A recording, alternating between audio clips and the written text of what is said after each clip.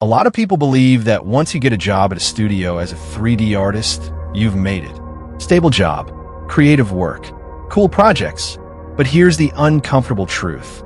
Many 3D artists are still underpaid, even when they work at studios. And the reason isn't always what people think. It's not just about talent. It's not even just about experience. There are actually several hidden factors inside the industry that affect how much artists earn. And once you understand them, the whole career path starts to make more sense. In this video, we're going to talk about why many 3D artists earn less than they expected, even when they work in studios. We'll look at how the industry structures work, why some skills are valued more than others, and the mistake that keeps many talented artists stuck in low pay. But there's one factor that surprises almost every beginner, and we'll get to that in a moment.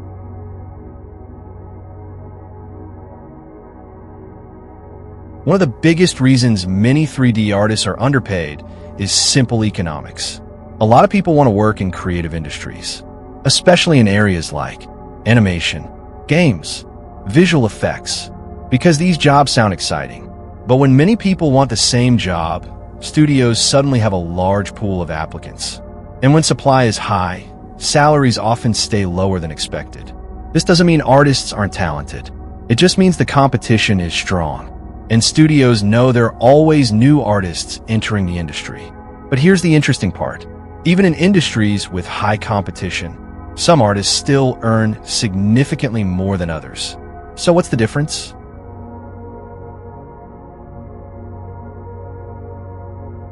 Many beginners focus heavily on learning software. For example, Blender, Autodesk Maya. But knowing software alone doesn't always increase your earning potential. Studios usually pay more for problem-solving skills, not just tool knowledge. For example, artists who can handle complex animation challenges, technical pipeline issues, lighting and storytelling decisions often become much more valuable. In other words, the more problems you can solve, the more valuable you become. Many beginners think, if I learn the software very well, I'll automatically earn more money. For example, they focus on mastering tools like Blender, Autodesk Maya, but studios usually don't pay people just for knowing software. They pay artists for solving problems and helping projects succeed. That difference is what we mean by tool skill versus skill value. Imagine two 3D artists.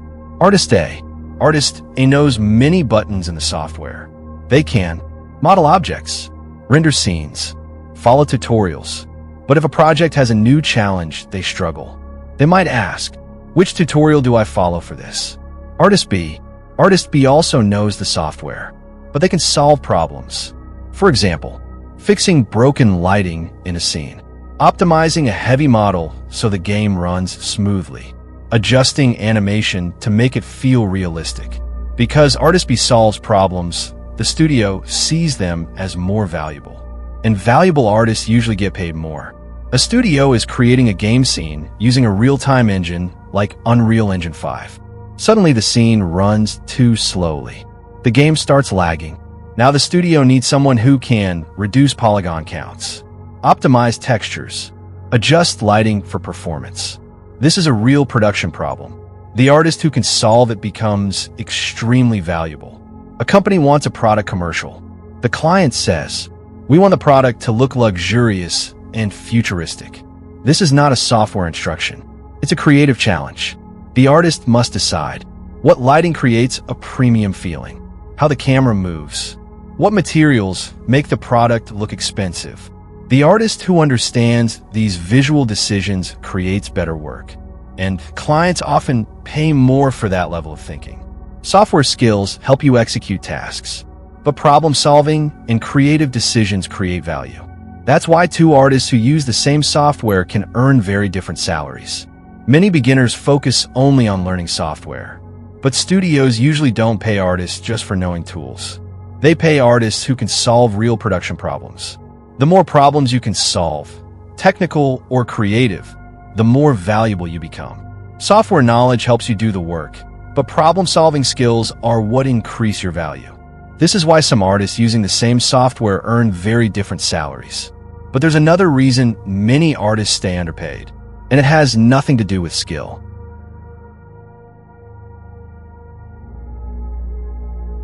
Creative industries often attract people who are passionate about the work.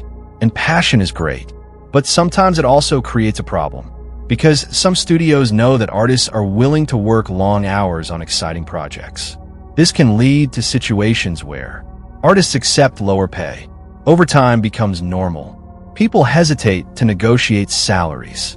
Not every studio operates this way, but it does happen in many creative industries.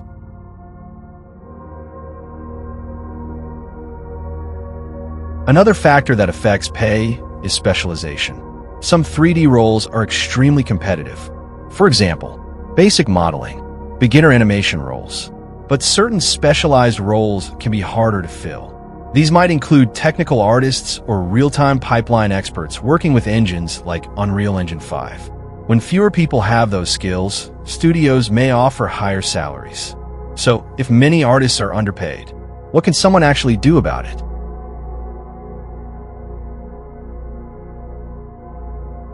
Another factor that affects pay is specialization. Some 3D roles are extremely competitive. For example, basic modeling, beginner animation roles. But certain specialized roles can be harder to fill. These might include technical artists or real-time pipeline experts working with engines like Unreal Engine 5. When fewer people have those skills, studios may offer higher salaries. So, if many artists are underpaid, what can someone actually do about it?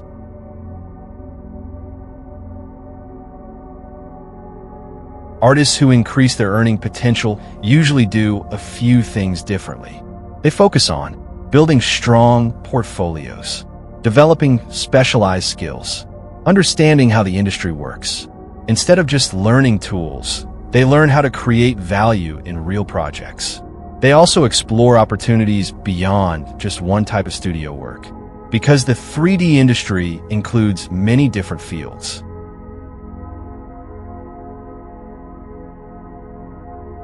The truth is, 3D artists are not underpaid because their work isn't valuable. They're underpaid when the market doesn't clearly see their value. Artists who learn to solve bigger problems, specialize, and understand the industry often position themselves much better over time. The 3D industry is fascinating. It's creative, constantly evolving, and full of opportunities. But like any industry, understanding how it works behind the scenes can make a huge difference for your career.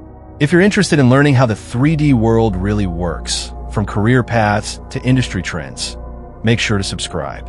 On this channel, we talk about the future of 3D artists, how to grow faster in the industry, and the hidden realities of creative careers. And in the next video, we're going to explore something many artists struggle with. Why some 3D artists improve extremely fast while others stay stuck for years. The reason might surprise you. I'll see you in the next one.